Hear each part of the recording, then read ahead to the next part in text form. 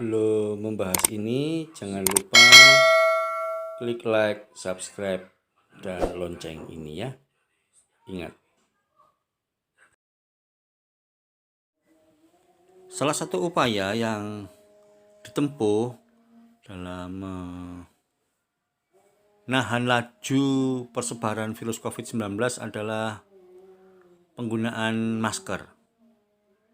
Dulu masker menjadi benda yang istimewa karena hanya dipakai oleh para tenaga medis dan pekerjaan-pekerjaan tertentu.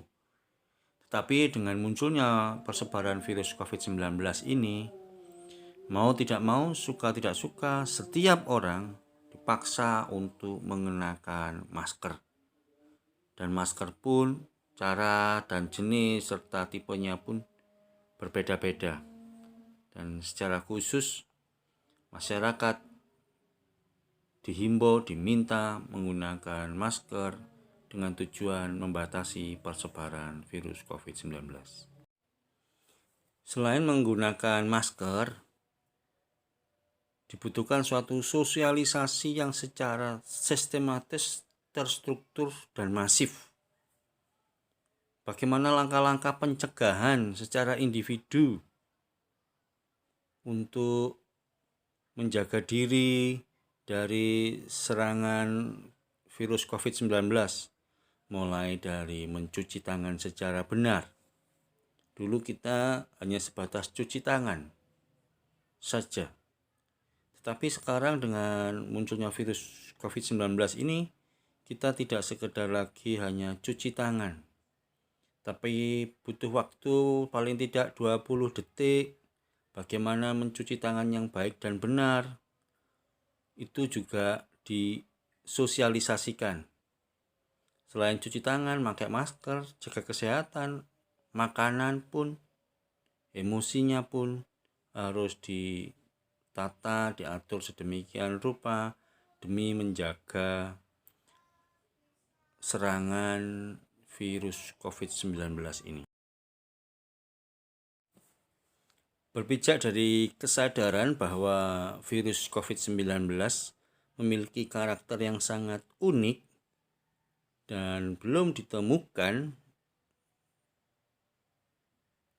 serumnya atau antivirusnya, tapi paling tidak bisa ditemukan cara persebarannya. Maka pemerintah memberikan instruksi yang sungguh mengejutkan dan aneh. Mengapa? Karena pemerintah melalui Presiden Joko Widodo menginstruksikan bekerja dari rumah, belajar dari rumah, ibadah di rumah. Nah, sungguh hal yang tidak biasa, sungguh hal yang di luar nalar.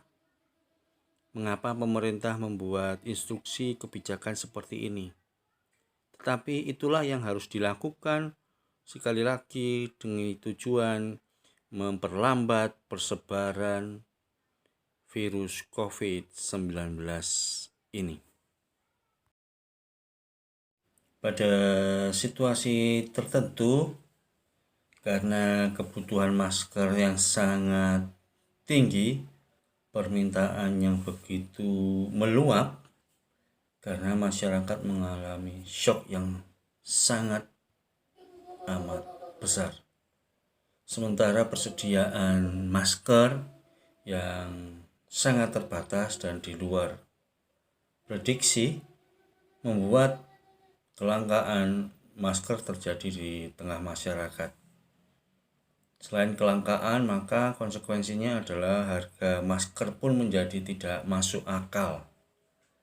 Mengapa tidak masuk akal? Karena masker yang tersedia ketika diperjualbelikan di tengah masyarakat, harganya bisa melambung 5, 10, 15, bahkan 20 kali lipat dari harga normal.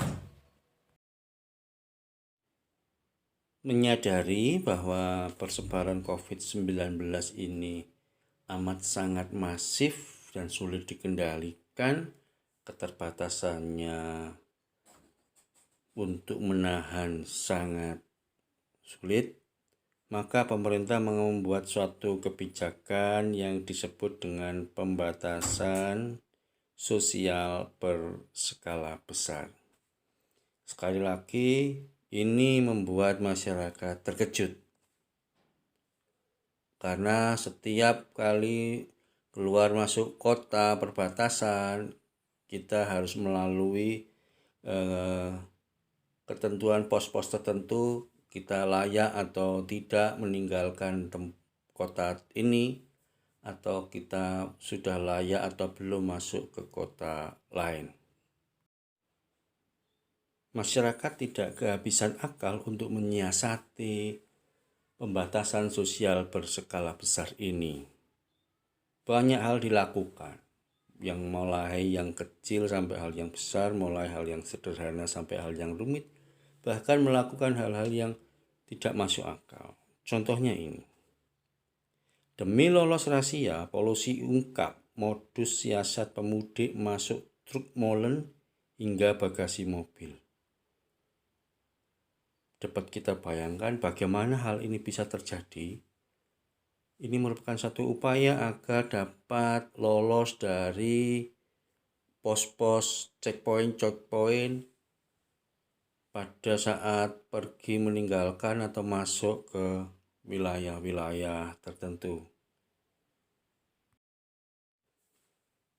Masyarakat menyadari bahwa menangani COVID-19 ini bukan hanya ranah atau wilayah tugas tanggung jawab pemerintah, tugas tanggung jawab negara saja, tapi menjadi tugas dan tanggung jawab kita semua. Maka kesadaran kolektif, solidaritas kolektif masyarakat Indonesia, maka dibentuklah satu komunitas, satu institusi atau kelompok bagaimana melibatkan masyarakat untuk terlibat secara langsung menangani pasien atau penggalangan dana atau contoh bukti nyata bahwa masyarakat siapapun apapun profesinya bergerak secara langsung dengan model baru menggalang dana lewat konser oleh seniman-seniman. Salah satu seniman yang terlibat dalam penggalangan dana yaitu Didi Kempot. Didi Kempot konser dari rumahnya, bekerja sama dengan televisi swasta, menghibur masyarakat di tengah pandemi COVID ini, sekaligus masyarakat mendonasikan sebagian uangnya, sebagian rezekinya untuk membantu membiayai kebutuhan apapun untuk COVID atau dampak dari COVID ini. Efek dari COVID-19 ini sungguh luar biasa.